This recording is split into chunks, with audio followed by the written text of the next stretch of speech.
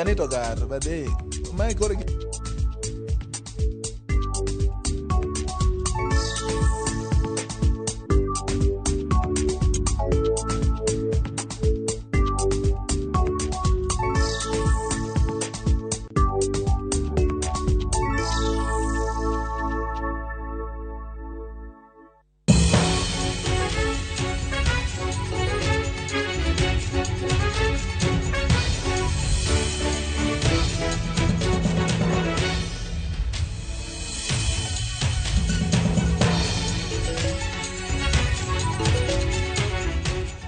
Ramogi en thuolo machielo mar wakini machiegni mar yudo weche manyien maga ang'ich welo midhiambo makawuono. Ka odiochieng' makawuono en tich adek dwe ndalo 17 dwe mar 8 2022 nyako Ramogi sa chakre nchaland jatend piny Kenya mane oyange kaka oyudo loch chieng' wuok tich koro ndalo 3 kalo. Nyiso ni nitiere chenro ma opogore ma bende pod wuok ka otenre kod lendo makamano. Ganda jo Kenya ma opogore bende medo golo paro ma opogore kotenore koda lendo mar IBC kokalo kuom jakomgi Wafula Chebukati mano lando jalup jatend piny Kenya William Ruto kaka jaloch e yierono. Wan gi mathoth nyako Ramogi motenre koda mago ma ilieko ni dipo ka ochwale do kanyakla koda chenro makoro Ruto chako kao mar neno ni poni obio pod loch mare kendo bende ochamo uma obiro chako godo kokao telo mar piny Kenya. Magi to kod mamoko nyako Ramogi wayudone mawamiyo pek. Public servants across the board, all the way down to the chiefs and their assistants, we will be expecting them to serve Kenyans equally. Jatend piny moyier William Ruto yango ni jotije sirikande ok bi donjore siasa e kinde ma kweth mar Kenya Kwanza pangore ne telo. Ours is victory deferred, but it's coming home. And that's the message to everyone. Kweth mar Azimio chako safar mar chwalo ng'ur margi e doho tok kwedo duoko mar ombulu mar komtend piny. Duol matayo yiero IBC ochoro mbele yiero duto mane gichano timo juma manyien.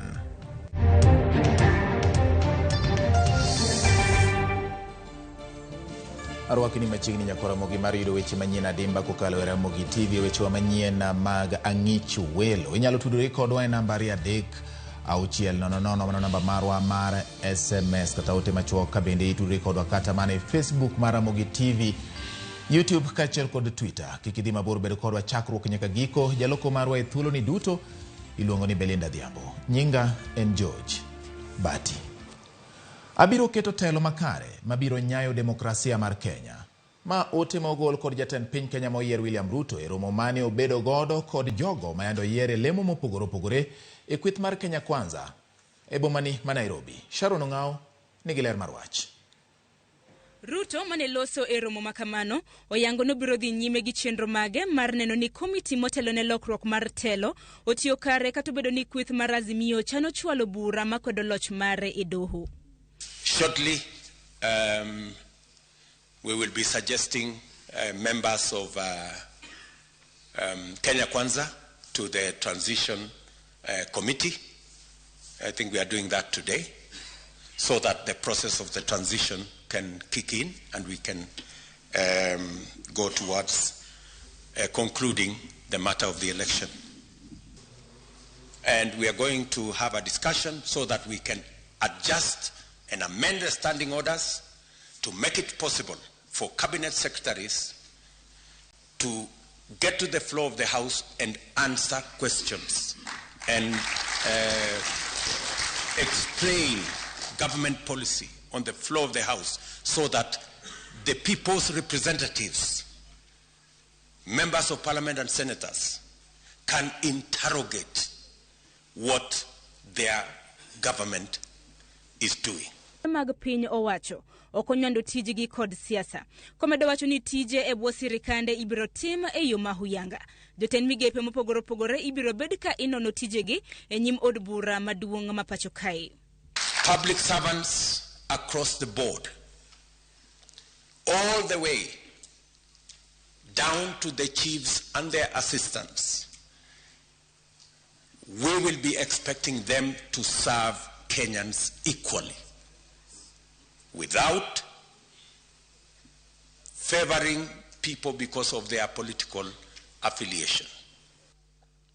Political business will be carried out by political actors. Political parties must organize themselves and organize their structures to run their politics. I am sorry, members of the political administration, members of the provincial administration, public servants will not be available to carry out political work for any political party. Bende okwayo jochung' manoyier e yiero mahigani mondo oneni ochopo singo mane gichiwo ne jopiny. Opuoyo jopiny bende kuom nyayo kwe tok lendo mag duoko mag yiero maduong'. I want to say that this afternoon to ask all of us as leaders in Kenya to learn from the people of Kenya who have settled on the issues. They now want us to deliver on the commitments that we gave the people of Kenya.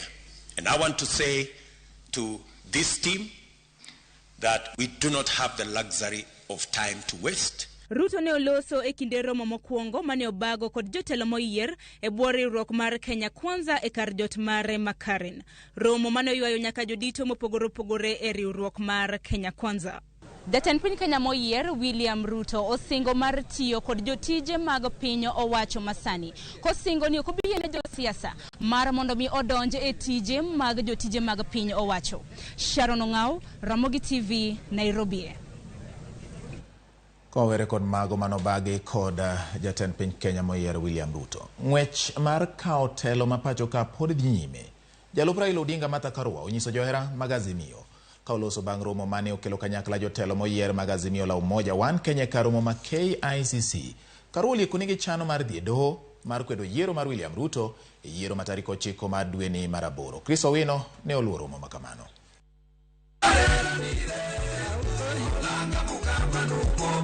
Ndalo abich kende to thuolo mar chwalo ng'ur e doho mamalo mogik ewi yiero mar jatend piny rumo, kweth mar Azimio la Umoja obago romo mar chano chenro mag tok yiero. E romo mane obage kar romo maduong' ma KICC e boma ma Nairobi, ogai mar Azimio Raila Odinga, jalupne Martha Karua, jatend duond bura mar Wiper Kalonzo Musyoka kod jakom KANU Gideon Moi ne otelo ne jotelo duto mag Azimio mane oyier e chano odgi bang' yiero maduong' mar tarik 9. Basically, it was a familiarization meeting, and we also talked about a way forward.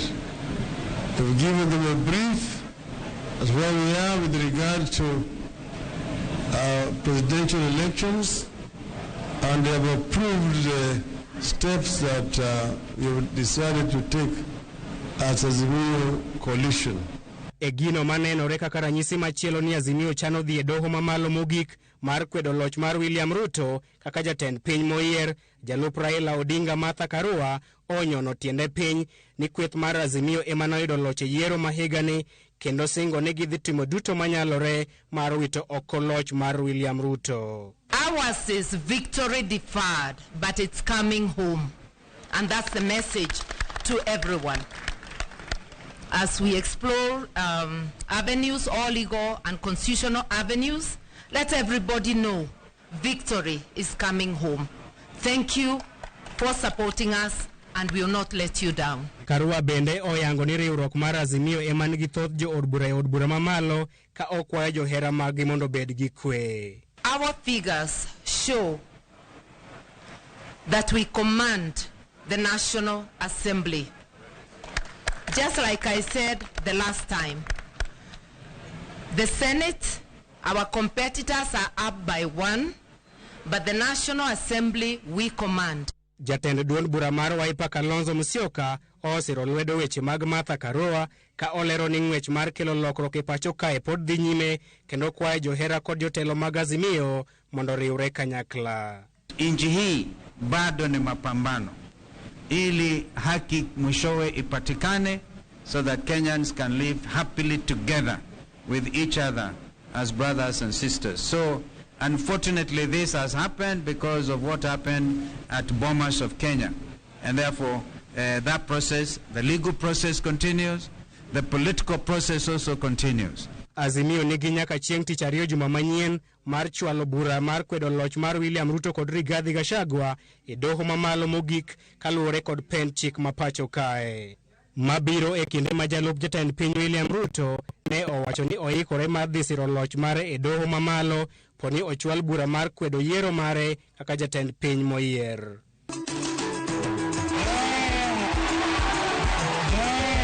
Kinde ni mantiere geno ni kweth mar Azimio nyalo dhi e doho mamalo mogik mar kwedo yiero mar jalup jatend piny William Ruto, jotelo mag Azimio osingo matiyo kanyakla mar neno ni giduoko loch e kweth margi. Chris Owino, Ramogi TV, KICC, Nairobi. Banka kweth mar Azimio la Umoja One Kenya kwedo duoko mar yiero e Compton piny Kenya kendo yango ni gibiro kedo ne ratiro margi yor chik. Jopiny bende medo golo duondgi e wi okang' ma kamano. Alia Beach ne ogwelo pach moko kuom jodak ma Homa Bay kendo omiyo lipoteo machalo kama. Tich ariyo jumani jalar Compton piny kod otiko mar Azimio One Kenya Alliance Raila Odinga ne okwedo ayanga duoko mar yiero manoyango William Ruto kaka jaloch e Compton piny. Jo Azimio ramo ni gibiro kedo ne ratichgi e yor chik ka koro nenore ni ginyalo chwalo ng'ur margi e doho. Jopiny moko oyiego okang' mar luwo yor doho. King'iyo Article 22 gi Article 258 mar the Kenyan Constitution wacho maber ni every person has a right to institute legal proceedings koponi there is a denial, infringement or a threat to the constitutional values mobedo anchored within the premise mar the law. An gi pacha na wuon aneno ni okang' mano kawo no winjore makare. Moko kuom jotelo mawuok e imbo mar piny Kenya bende orwako wach makamano ka gikwedo duoko mar yiero mar jalar Compton piny. Hatuna reject zile results za jana za presidential elections kwa sababu zilikuwa zimeibiwa. Tuko na imani ya kwamba Mheshimiwa Raila Amolo Odinga bila ameenda kotini, those results za jana zitakuwa overturned. IEBC vile imetangaza kuwa kupitia kwa Chebukati kuwa Ruto ni president elect. Sisi tuna support wale 4 commissioners. Wale wamesema uchaguzi haukuwa halali. Na rais tunaamini rais ni Raila Amolo Odinga. Jopiny moko to wacho ni gionge geno kod doho. Kot be idhi mana mawa, kot dhi yuare ma pod idhi mana mawa jowadu. Ok wadwa dok e yiero. Wadwa ni commissioners ang'wen ka oland mana ni babe oloyo. Wadagi wach kot, wadwaro ni mondo jo IBC ang'wen ka gichung standby kaka giwacho ni ni signatory margi ne ok oswon in. Adiera kata in mana ka in e group. Ka in e group to ka signatory matiye mamiyo gimoro dhi nyime. To ka onge gimo dhi nyime. Gimo dhi nyime signatory ko dhi nyime mana matiene ni ng'ano mano forgery mano kuol ready. Wasebedo gi kech mok wayud chiemo kwa paro baba. To ka koro baba siko en mana ng'ama ikwalo. Wang ni kiko doge kot mondo wayud gima diera. Jodak e kaunti ma Homa Bay medo jiw mondo nyakwe kendo gidhi nyime gi chendogi mag tich kaka pile. Wakwayo ni mondo gisik gi kwe mondo mi kata kochopo kama koro nyithindo dhi sikul to nyithindo odhi e sikul e yo makare. Jo matatu, jo apiko, jo wala duto te oyawo ohandgi mondo mi ji oyud chiemo, mondo ji oyud pesa ma ji nyalo konyore godo kinde ka kinde. Banka ogai mar Azimio Raila Odinga kwedo duoko manogol kod IEBC kendo singo madhi e doho. Jodak e kaunti ma Homa Bay ogolo paro mopogore, ka moko kwedo wach dhi e doho no endo to moko to siro wach dhi e doho ka giwacho ni mano e yo kende mabiro miyo Odinga yudo ratiro mare ma giwacho ni ne omaye gi duol mar IEBC. Alia Beach, Ramogi TV, Homa Bay. Ramogi duol mar jotije mag piny owacho yango ni giikore ne lokruok mar sirikal kendo gibiro tayo chenrogi e yo makare maonge chochni moro amora. Koloso kod ute mag fwambo e log tich margi, Commission House, jakom mar duonlo Jambetre Anthony Mushiri olero ni gisechiwo chenro 9 mar gigo magichano timo mar neno ni chenro mag piny owacho odhi mbele e yo makare. Chenro makamago ochwal ne piny owacho mawuok e telo kod mano madonjo e telo. The following are the 9 advisories. Advisory number 1 is on a fit for purpose structure of a new government. Advisory number 2 is on recruitment and selection of principal secretaries. Advisory number 3 is on appointment letters for principal secretaries. Advisory number 4 is on delegation instrument and vesting of the role of the authorized officer. Advisory number 5 is on a high-level induction program for cabinet secretaries and principal secretaries. Advisory number 6 is on exit of serving principal secretaries and safeguards for seamless continuity of service delivery. Advisory number 7 is on the management of the exiting cohort of advisors and other auxiliary personal staff. Advisory number 8 is on devolution, intergovernmental relations, and modalities for transition of staff from the Nairobi Metropolitan Services and related matters upon the lapse of the deed of transfer between the central government, the Nairobi Metropolitan Services, and the county government of Nairobi. Finally, advisory number 9 is on the institutionalization and reinvigoration of performance management, reform, and transformation in the public service.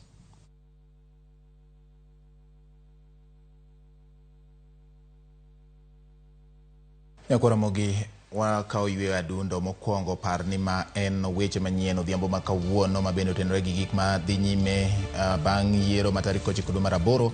Weche manyien mag ang'ich welo ma bende gin mago mag yiero 2022. Wan gi mathoth nyako Ramogi gi thuolo ni kaka nakwai motelo ni mondo mi yorna ote mageneno ka in bende imedo ndiko na kaka ing'isa kaka piny chalo.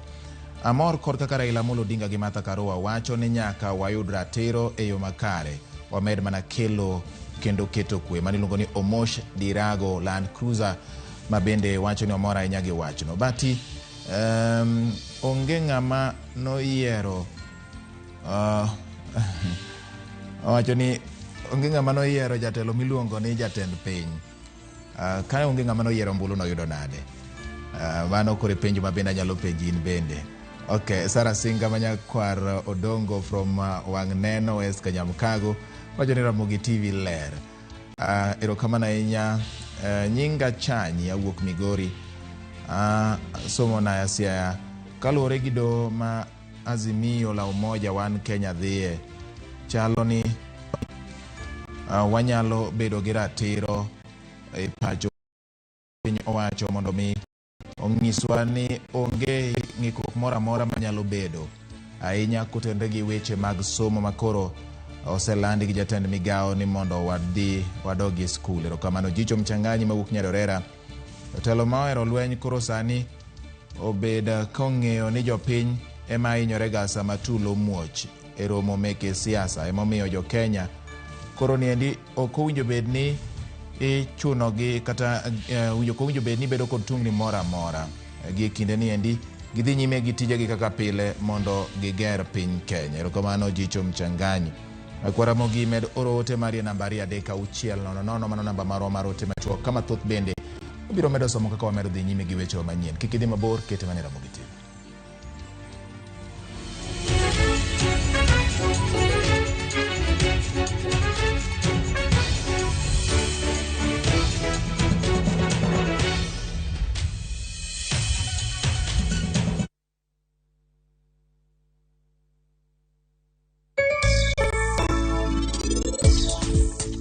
Ini winjo ka chunyi dwaro ni iwer ng'a? Wachnwa.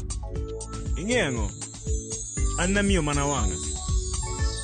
Kasto ineno thapki.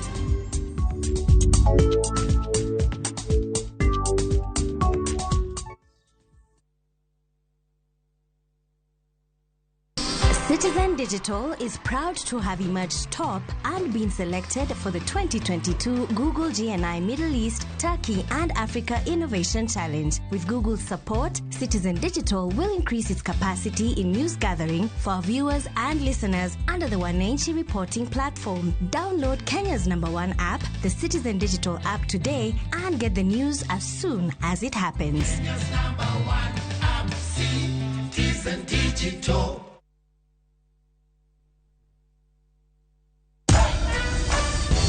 Other insecticides are made of synthetic toxins that are extremely harmful to your body. Bolt is primarily made from natural pyrethrum, which means it's not harmful to your body and is safe to use in your home. Bolt, safe for you, deadly on doo-doos.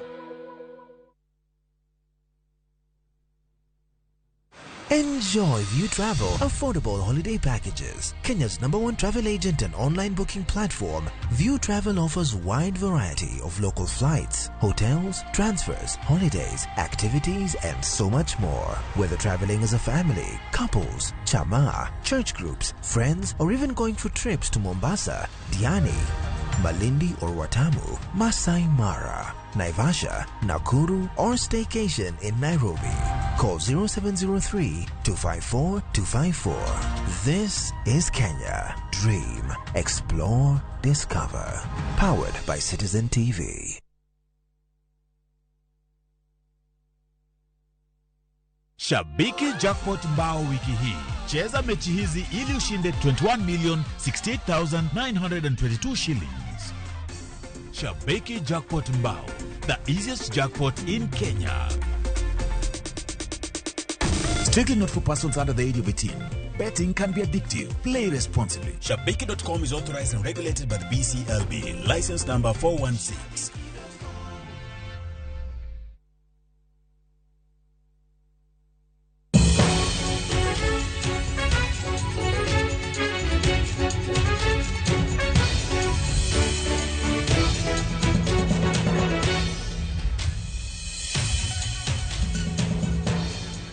Machiegni kendo nyakora moga jwang'wa dhi nyime gi weche manyien mag yiero gana ariyo gi 22. Doho chako keto ikruok ne winjo bura motenore gi duoko mar ombulu mar jatend piny Kenya. Maen bang' kweth mar Azimio la Umoja One Kenya lieko mar luwo yor chik e chwalo ng'urgi kotenore kod duokono.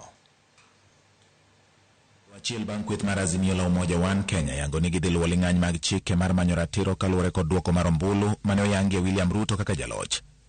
Ikruok koro chakore e doho poni ibiro chwal ng'ur makwedo duoko mar ombulu no. E doho ma Milimani e kaunti ma Nairobi, chenro koro chakore. Apisa mag obila ne obedo kod romo mokwongo mar keto kare kaka gibiro keto arita e alwora mar doho no kod ei agola ma igeno ni biro winjie bura poni ochwal ng'ur e doho.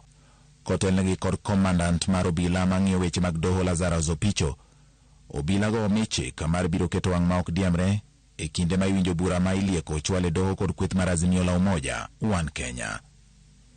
Kaluwore kod Opicho, onge ng'ata ng'ata ma ok binywande bura ma ibiro yiene donjo e doho poni ochwal ng'ur e doho. E agola ma joyal buche 7 mag doho maduong' mogik ma winjo bura motenore kod duoko mar ombulu mar jatend piny biro bede, kombi oseiki. Kata kamano, mana okinde kod joyal buche kende eme biro yiene gi donjo e agola no ka obila mane kod lemo mamalo ibiro keti e dhot mar neno ni mana joma opodhi kende ema oyiene gi donjo. Bura no igeno winji kendo ng'adi kod joyal buche 7 mag doho mamalo mogik kotelnegi kod ogai mar doho maduong' Martha Koome. Martha Koome ne oyier kaka ogai mar doho higa mar 2021 kendo bedo ogai mar 3 mar doho e bwo katiba manyien mane oganda jo Kenya opwodho e higa mar 2010. Koome ma bende miyo mokwongo e lemono Thurka biro chwo kom e bura mare mokwongo makwedo yiero mar jatend piny Kenya kaka ogai mar doho poni ochwal ng'ur e doho. Philomena Mwilu men jalup ogai mar doho kendo mani kod lony mar arieya kaka jayal buche doho mamalo biro kelo lony mare burano bang' bura maket kod mano ma higa mag 2017 kama ne giwito loch mar Uhuru Kenyatta bang' ng'ur manochwal kod kweth mar NASA.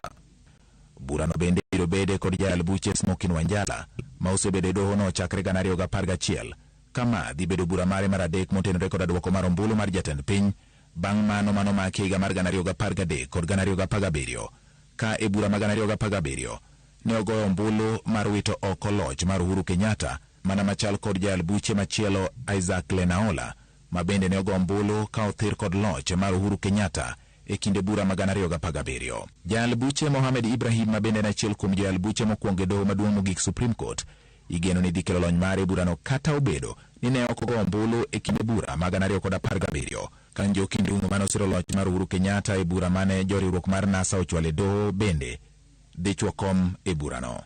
Gi lony mare mar higni 34 kaka jal buche, William Ouko mane ogwel e dohono e higa mar 2021 bende en achiel kuom jal buche mabiro winjo kendo piedho neno ma ibiro chwalo e nyim doho gi kweth mabiro mako bura makwedo loch mar William Ruto kaka jaloch e yiero mar tend piny Kenya. Riwruok jodolo ma Kisumu miluongo ni Kisumu Clergy Fellowship koro puoyo okang' ma okawo kod ogai mar Azimio la Umoja One Kenya Raila Odinga mar dwaro chwalo ng'ur mare e doho ka giwacho ni mano e okang' ma onego kaw mar chik. Jodolo go okawo telo kod Archbishop Winnie Owiti mar kanisa mar Duond Warruok kod Chang bende dwaro ni piny owacho ochiw arita kwe makare ne jokanyo mag IEBC ahinya to jotije kendo ma osewuok oko mar ahinya jotije kendo kwedo tho mar jago ma yande ochung' ne yiero e kar chungur bura ma Embakasi East kod nyawadgi Betty Anyango mar kanis Ros Nineve to okwayo jodolo mondo mi oriwre kendo kel kamoro achiel jodito mag Azimio kod Kenya Kwanza ma sani koro pod ni kod ywaruok. Kendo wagoero kamano ni wachni osechakore kendo jo Kenya osebedo kod kwe kaluwore kod weche mosebedo kwa winjo kwe maduong'no ema pod wakwayo ni mondo dhi nyime to justice kod adiera mondo luw. En ratiro ni jo kanisa nyaka bi kanyakla mondo kel ji ariyo gi mondo wuo together mondo wane kaka wanyalo push country forward. Jatend migawo mar somo Ngire George Magoha wacho ni en kod geno ni chenro mar somo ok bi chochi kendo kata kaponi doho mamalo mogik e pacho ka oduoko ji e debe. Simfrus Okinda nigi ler mar wachno. Rio tok yango jatend piny manyien kod duol matayo yiero pacho kaeri IEBC kwe oduogo kendo ganda dok e ngimagi mapile. Odiochieng' makiny sikunde iyawo kendo. Jatend migawo mar somo Ngire George Magoha owacho ni migawo mare oseikore makare mar neno ni sikunde duto mag piny owacho oyaw kochakore odiochieng' makiny. Magoha owacho ni ponono ni doho mamalo nyalo biro duoko ji e debe ber mondo jopuonjre kik dog pacho. If the children are already in the boarding classes, in the boarding schools, and those boarding schools are to be used for a day or so, those children will not be taken home. They can, for example, be told, for this day, you just play games and remain in the hostel. It's much better and easier to deal with it that way. Ewi chenro mar lai manyasani mar somo mano mar CBC, Magoha wacho ni migawo mare oseloso ikruok makare ne chenro ni. Most of the counties in the central region are at over 90%. Most of the counties in the Nyanza region are also over 90%. Followed by the eastern region and the northern region. Globally, we are basically at 75%. Kaka yo mar goyo riti mar tieko tiyo e migawo no, Magoha bende nokawo thuolo ni mar goyo mos ne jok ma osechwanyo e kinde duto manotiyo kaka jatend migawo mar somo. Ka osigo tiyo nyaka chop jatend piny manyien cham muma. I want to say without any fear of contradiction that if any of those jokes went to the wrong side, that was not the intention. And my apologies to the general public about that. There is nobody who is perfect. I believe that in order for me to have been given the opportunity to serve in this capacity, it was purely by the grace of God. Skude nolor tarik 2 dwe mar 8 higani ne ikruok ne yiero maduong' mane otimore tarik 9 dwe mar 8 higani. Simfrus Okinda, Ramogi TV. Kawang'iyo mago motenre gi weche mag somo go nyako Ramogi ni jopuonj wacho ni giseketo ikruok makare ma otelo ne yepo mag sikunde sama moko kuom jonyuol to pod nitie kod ywak. Jojo mane oloso kod moko kuom jokanyo mag somo ka odong' mana seche machuok kende to jopuonjre dok e skul tok yiero. Ng'wech mar kampen mar siasa nyocha ogik e debe kendo sikunde ne olor mar chiwo thuolo ne yiero. Koro jopuonje kaachiel kod jonyuol kwano mana seche kapok oyaw sikunde manolor motelo yiero maduong' chieng' tich ariyo ma juma mokalo. Ikruok e skunde chalo nade? Hivi leo nimekuwa skulini pamoja na naibu wa mwalimu mkuu wangu. Tuko tunaandaa ratiba ya jinsi tutakapofungua shule kesho. Tuko tayari kabisa ili wanafunzi waingie shuleni, kwani muhula umekuwa mfupi na tukiendelea kukaa nyumbani wanafunzi wataathirika katika mitihani. Jokanyoji o jonyuol mondo kote nyithindgi e skunde ka gigeno juko kalendano mar somo wabedo sirochre kuom thuolo mokalo. Sani kendo nyuwan e siasa kendo weche mag siasa nyomiyo chako lor skunde abruptly mochako affect skunde wa koro nyobedo ni yaw lor en gombo wa kaka jonyuol kendo mai chung mar National Parents Association ni mondo jonyuol release nyithindo doge school. Jonyuol release nyithindo doge school kiny nikech ministry temo mondo wajuk education calendar mondo ring kaka no ringo chon. Wan kaka jopuonj nocho ningo yaw sikul tarik 15 to nyochore nyaka tarik 18 ma en kiny. Adwacho ni wan kaka jopuonj waikore mar dok e sikul mondo wadhi watieg nyithindo kaluwore gi tam machuok kendo mondo nyithindo dhi otim penj dwe mar 11. Kata bed jatend migawono mar somo ngire George Magoha oyango ni sikunde ok bilor kendo kaluwore kod ombulu mane ochor kuonde moko, jonyuol moko pod kwayo thuolo mar ikruok. Koro nyithindo dhi yepo kaka dwarore, lakini kaka wang'eyo serikal mpango ne wakia, lakini ginyalo songesha. Nikech be wan wachandore kaka wanyalo yudo pesa be yudo tek, lakini watemo njia te kaka wanyalo yudo pesa mondo nyithinde gi odhi school. Jopuonj moko nyokono jonyuol ni mondo school fee balances ni FRS giting apana. Wan kaka jonyuol wakwayo ni kik mondo wakas jonyuol kod wach fees nikech nokor nyithindo dala mondo gi omany fees. Nyithindo ogol duogo dala mana mondo mi ochiw nafas mondo tim weche mag yiero mantimore e sikunde. Jonyuol bende nyiso luoro margi e wi arita mar jopuonjre ka giwacho ni liet mar siasa pod nie yamo. Dwaher nyiso mana sirikal ni sama nyithindo dok e sikul, security maggi wagombo ni mondo bed ensured ni skunde war protected, kendo sama nyithindo dok e sikul wagombo ni mondo kik harassment moro bede e towns magwa. Jopuonjre kod jopuonj geno reso thuolo mane okethore e kinde yiero ka sikunde yawo odiochieng' makiny. Jopuonj nigi ikruok, jonyuol mathoth bentie kod ikruok. Kata kamano, gima miyo gi kibaji en omendano mar somo. George Juma, Ramogi TV, Migori. Wadoke weche motendegi mago mag siasa gi yiero ma bende nyocha oland duoko mare chieng' wuok tich mar jumani. Tok lande kaka jaloch e yiero mar tend piny Kenya wuok tich mar jumani. William koro ng'iyo kaka odhi chako chopo singo mane omiyo jo Kenya i ndalo 100 tok kawo loch. Jailieta chiwonwa ler ewi gigo ma Ruto ne osingo mondo mi ochopi bang' chamo muma kaka jatend piny Kenya. Kata poko chamo muma ayanga, jatend piny moyier William Ruto nigi mesa mopong' kalure kod chopo singo ne jo Kenya. E manifesto mare mane oyang tarik 30 mar dwe mar auchiel higani, Ruto noketo piny gik modwa timo e ndalo 100 tok kawo apis ka wach mane oketo mbele en duoko piny nengo ngima. You heard me specifically say 3 things: create jobs or employment, expand the tax base, and grow